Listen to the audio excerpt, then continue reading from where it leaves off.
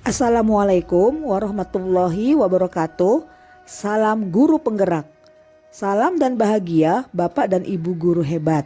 Saya Rahmayanti, calon guru penggerak angkatan 7. Saya mengajar di SMP Negeri 1 Tengah Tani, Kabupaten Cirebon, Provinsi Jawa Barat.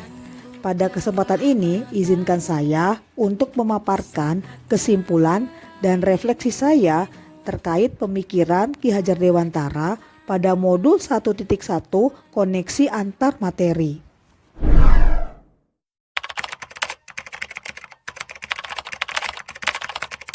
Refleksi saya terkait pemikiran Ki Hajar Dewantara mengenai 1.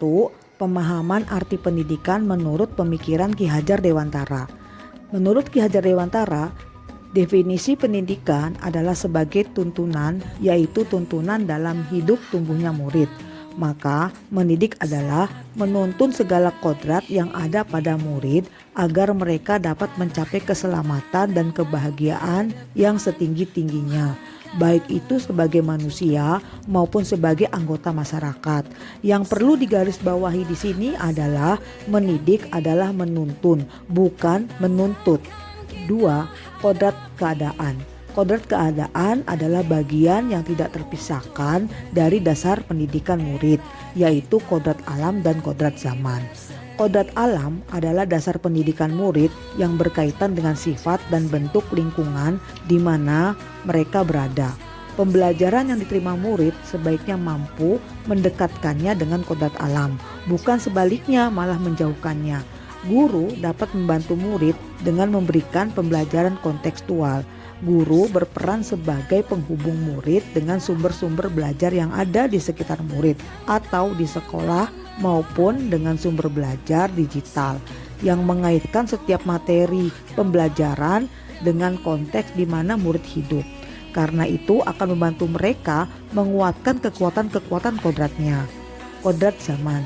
Kodrat zaman adalah bagian dasar pendidikan murid yang berhubungan dengan isi dan irama. Isi dan irama pendidikan bergerak dinamis sesuai dengan perkembangan zaman saat ini. Pendidikan zaman kemerdekaan berbeda dengan pendidikan pada abad 21. Maka kita pendidik bergegas beradaptasi terhadap kodrat zaman untuk membantu murid mencapai selamat dan bahagia. 3. Asas Trikon. Ki Hajar Dewantara mengingatkan kita untuk menuntun murid mencapai kekuatan-kekuatan kodratnya sesuai dengan alam dan zaman menggunakan azas Trikon, yaitu 1. Kontinu, yaitu pendidikan menuntun murid dengan perencanaan berkesinambungan menyatu dengan alam masyarakat Indonesia untuk mewariskan peradaban atau pembelajaran sepanjang hayat. 2. Konvergen, pendidik menuntun murid dengan pemikiran terbuka terhadap segala sumber belajar, mengambil praktek-praktek baik dan menjadikan kebudayaan kita bagian dari alam universal. 3. Konsentris, pendidikan menuntun murid dengan berdasarkan kepribadian, karakter, dan budaya kita sendiri sebagai pusatnya. Seperti yang dikatakan Ki Hajar Dewantara, didiklah anak-anak dengan cara yang sesuai dengan tuntunan alam dan zamannya. Anak-anak hidup dan tumbuh sesuai dengan kodratnya sendiri. Pendidik hanya dapat merawat dan menuntun tumbuhnya kodrat itu. 3. Menumbuhkan budi pekerti. Menurut Ki Hajar Dewantara, budi pekerti adalah kemampuan kodrat manusia atau individu berkaitan bagian biologis dan berperan menentukan karakter seseorang. Budi pekerti atau watak merupakan hasil dari bersatunya gerak pikiran, perasaan, dan kehendak atau kemauan sehingga menimbulkan suatu tenaga. Budi pekerti juga dimaknai sebagai perpaduan antara cipta kognitif dan rasa afektif sehingga menghasilkan karsa atau psikomotorik.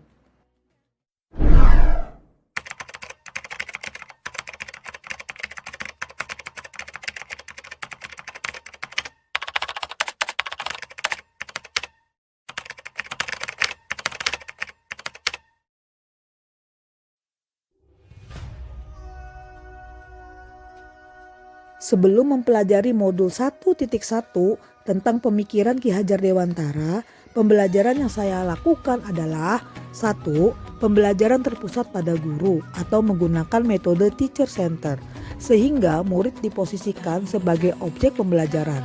Hal ini terjadi karena anggapan bahwa pembelajaran hanya sebatas transfer materi pelajaran saja, dan guru sebagai satu-satunya sumber belajar. 2. Keberhasilan siswa hanya diukur dengan pencapaian nilai KKM atau kriteria ketuntasan minimal. Sebelumnya, saya tidak pedulikan apakah murid benar-benar paham dari apa yang saya ajarkan atau tidak, karena fokus utama saya lebih ke tercapaian materi. Mengingat materi yang saya ajarkan cukup padat pada setiap semesternya, saya pun hanya meminta siswa untuk menghafal materi yang saya ajarkan tanpa memikirkan bagaimana cara materi tersebut dapat dipahami dengan sepenuhnya. Sehingga saya pun sering merasa gagal dan mengeluh jika banyak murid yang tidak tuntas setelah melakukan evaluasi. Saya menganggap ketuntasan dan penyampaian materi lebih penting daripada memahami karakteristik siswa. Saya hanya melihat nilai murid dari aspek kognitif saja. Misalnya saat mereka mengerjakan soal berupa tugas atau ulangan harian. Jika nilai murid sudah mencapai KKM, dinyatakan bahwa pembelajaran sudah berhasil atau tuntas. 3. Murid adalah selembar kertas kosong yang bisa kita tulis sesuai kemauan guru. Saya kurang peka terhadap karakteristik murid-murid. Saya tidak peduli bahwa murid itu memiliki kelemahan dan kelebihan masing-masing. Saya tidak menyadari bahwa anak tidak pernah ada yang sama. 2 anak kembar itu tidak pernah sama persis, bahkan kembar siam sekalipun. Fitrah dari penciptaan yang kuasa itu adalah keragaman. Menurut Ki Hajar, biarkanlah anak-anak itu memiliki keunikannya sendiri-sendiri.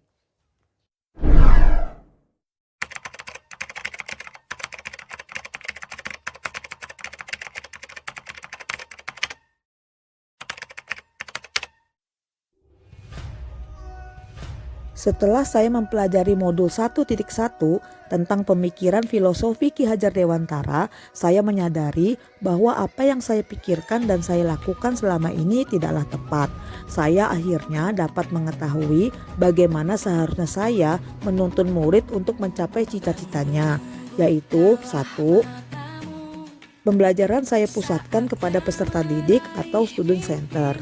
Di sini guru bukan bagian utama yang 100% mendominasi kegiatan di kelas. Guru hanya menuntun sebagai fasilitator dalam proses pembelajaran. Guru pun harus ikhlas penuh kesabaran dalam menuntun murid dengan segala ketulusan hati agar terwujud pembelajaran yang menyenangkan dan terpusat pada murid. Tidak menempatkan murid sebagai objek pembelajaran, melainkan subjek pembelajaran. Artinya, murid memiliki kebebasan berekspresi, mengemukakan pendapat yang sesuai dengan metode atau model pembelajaran dan media yang tepat. 2. Keberhasilan siswa tidak diukur dengan nilai KKM. Bahwa ternyata keberhasilan kita dalam mendidik itu tidak semata-mata hanya anak itu mendapat nilai yang bagus, yang sempurna dalam pelajaran kita. Tetapi ada perubahan tingkah laku yang baik dan budi pekerti yang tinggi adalah kebanggaan yang sangat luar biasa bagi seorang guru. Idealnya seorang guru itu memang mampu mencetak generasi penerus yang cerdas dan berbudi pekerti luhur. Namun hal yang paling penting dan utama adalah memiliki attitude yang baik. Selain itu juga seharusnya saya melakukan proses pembelajaran secara menyeluruh, bukan hanya aspek kognitif saja, namun juga afektif, psikomotor, spiritual, sosial, dan budaya. 3. Setiap anak memiliki keunikan yang berbeda. Selanjutnya saya juga paham bahwa setiap anak itu unik ibarat kertas kosong. Namun ia sudah membawa goresan-goresan tersendiri yang samar-samar di dalamnya. Kemudian tugas kita adalah menebalkan goresan positif yang bisa menuntun mereka dalam meraih cita-citanya dan menjadi pribadi yang baik sesuai dengan kodratnya masing-masing.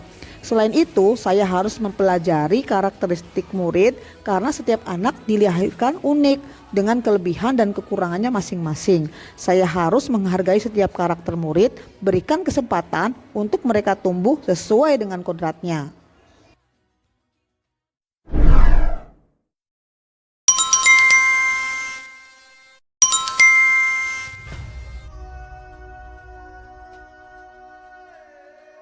Yang dapat segera saya terapkan dalam pembelajaran di kelas antara lain: 1. Merancang pembelajaran yang interaktif dan menyenangkan dengan melibatkan murid sesuai dengan metode student center. Juga merancang pembelajaran inovatif bagi siswa sesuai dengan kodrat alam dan kodrat zaman yang saat ini. Sesuai pemikiran Ki Hajar Dewantara bahwa pendidikan harus disesuaikan dengan konsep zaman. Maka materi ajar pun bisa kita sampaikan dengan memanfaatkan penggunaan teknologi yang ada sesuai dengan kebutuhan dan karakteristik peserta didik generasi zaman sekarang. Kedua, berikutnya saya akan menerapkan pembelajaran abad 21 yang sesuai dengan pemikiran Ki Hajar Dewantara, yaitu berpikir kritis, kreatif, komunikasi, dan kolaborasi, memberikan ruang yang luas bagi murid untuk mengembangkan ide kreatif mereka saat pembelajaran, meminta anak untuk menuangkan pemahaman mereka dengan membuat mind mapping infografis, presentase atau note sesuai apa yang ia sukai. 3. Dengan berpegang teguh pada konsep kemerdekaan anak, pembelajaran tidak lagi menuntut tetapi menuntun, karena tugas guru adalah memberi tuntunan atau arahan yang baik, berusaha menjadi teladan bagi murid baik dalam perkataan maupun perbuatan. 4. Selanjutnya saya harus mengenali karakter dan latar belakang murid dengan menjalin komunikasi yang baik, mengembangkan pendidikan karakter siswa melalui pembiasaan positif di sekolah, misalnya pembiasaan 5S: senyum, salam, sapa, sopan, dan santun, sholat duhur berjamaah, dan membaca Al-Quran bersama. Baik, demikian tadi kesimpulan dan refleksi terhadap pemikiran Ki Hajar Dewantara. Semoga video ini bermanfaat bagi Bapak dan Ibu pejuang pendidikan. Salam dan bahagia Bapak dan Ibu guru hebat. Wassalamualaikum warahmatullahi wabarakatuh.